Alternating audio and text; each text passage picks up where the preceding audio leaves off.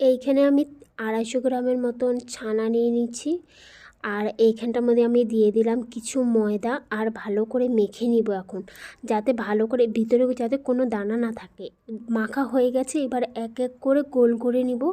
তোমরা যেরকম শেপ পারো তোমরা করে নিতে পারো, কিন্তু ছোট ছোট করবে, ওটা দিলে ফুলে যাবে, জলে দিলে ফুলে যাবে। তো আমার এক এক করে রেডি হয়ে গেছে। তো আমি এখানটার মধ্যে প্রায় অনেকখানি বানিয়েছিলাম।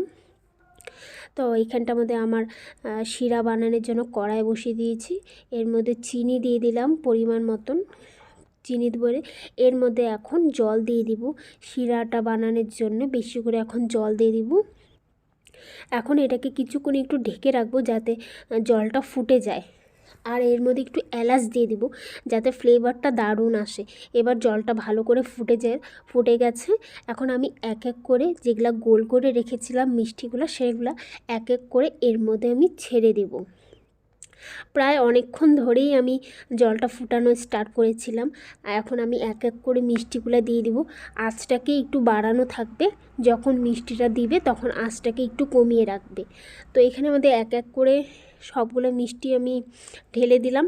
আর দেওয়ার সাথে সাথেই এটা ধীরে ধীরে করে ফুলে যাচ্ছে। তোমরা বাড়িতে একবার এটা এইভাবে করে ট্রাই করে দেখবা, খুব দারুণ আর খুব সফট হয়, খেতেও খুব ভালো লাগে। তো এক এক করে দিতে দিতেই পুরো ফুলে যাচ্ছে।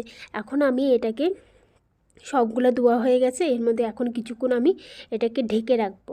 যত ঢেকে রাখবে ততটা ফুলে যাবে। দেখো হালকা হালকা হালকা করে নাড়া দিয়ে দেবো যাতে একের পর এক জোড়া না লাগে। সুন্দর করে নাড়া দিয়ে দেবো। আর দেখো কতটা নরম আর কতটা ফুলে গেছে। আমি কত ছোট ছোট করে গুচি করেছিলাম, আর দেখতে দেখতে কতটা বড় হয়ে গেছে। আমি এখানে ঢেকে রেখেছি আর একটু পরপর এসে নাড়া দিয়ে দিচ্ছি যাতে লেগে না যায়। এখানটার মধ্যে দেখতেই পাচ্ছ কতটা বড় বড় হয়েছে, আর দেখতেও মানে সফট আর খেতে খুব দারুণ ছিল। সবচেয়ে বেশি মানে গরমটা তো খেতে খুব ভালো ছিল, তার থেকেও বেশি সকালবেলা যেটা বাসি হয় সেটা আরও বেশি দারুণ ছিল। তো আমার এখানটার মধ্যে প্রায় জলটা অনেকটা শুকিয়ে গেছে। আর এখানটার মধ্যে আমি মিষ্টিগুলো ভালো করে আরেকবার নাড়া দিয়ে দিব যাতে লেগে না যায়, একের পর একটা লেগে না যায়। তো ভালো করে আমি এখানে নাড়া দিয়ে দিব। আরও কিছুক্ষণ আমি এটাকে ঢেকে রাখবো। তো দেখো আরও কতটা ফুলে গেছে। আর এর মধ্যে আর কিচ্ছু দেওয়ার দরকার নেই, শুধু এতটুকুন জিনিস দিয়েই তোমার সুন্দর মিষ্টি বানানো হয়ে যাবে। তো আমার এখানটার মধ্যে প্রায় মিষ্টি বানানো হয়ে গেছে, দেখতেই পাচ্ছ কতটা বড় বড় আর কতটা জুসি হয়েছে। তো তোমরা এইভাবে করে বাড়িতে বানিয়ে নাও। ভিডিওটা ভালো লাগলে লাইক কমেন্ট শেয়ার করে দিও।